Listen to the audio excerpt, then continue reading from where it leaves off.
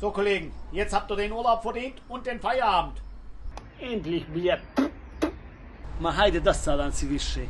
Es ist der letzte Tag vom Urlaub, deswegen von mir ein Urlaubsbierchen. O jesi se pretrgo. Eine pivo zusammen. Drei alle.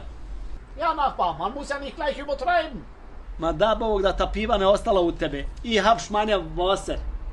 Ja, okay, ist kein Problem. Waldemar, dann stoßen wir zusammen an. Eine Bier zusammen. Ich hab meine eigene Bierbillett. Pochuj. Noch besser, Kollegen, dann bleibt ja mehr für mich. Ma samo šparaj, ko da ćeš ponit sve sa sobom. Ja, Nachbar, also dich brauche ich ja nicht fragen, wohin es geht. Du gehst nach klein in die Heimat. Und du, Waldemar? Ma marš majmune jedan.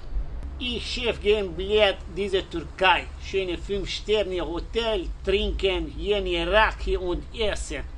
Also, Kollegen, auf euren schönen Urlaub und in 2 Wochen sieht man sich wieder. Ja, 2 Wochen, a 2 sedmice bit će bolovanja. Nachbar, was hast du gemeint? Ich sagen diese gleiche Falls. Und nicht, dass mir einer von euch 2 krank macht und mir die Krankmeldung bringt. Okay, Nachbar? Тихо, блядь, давай. Okay.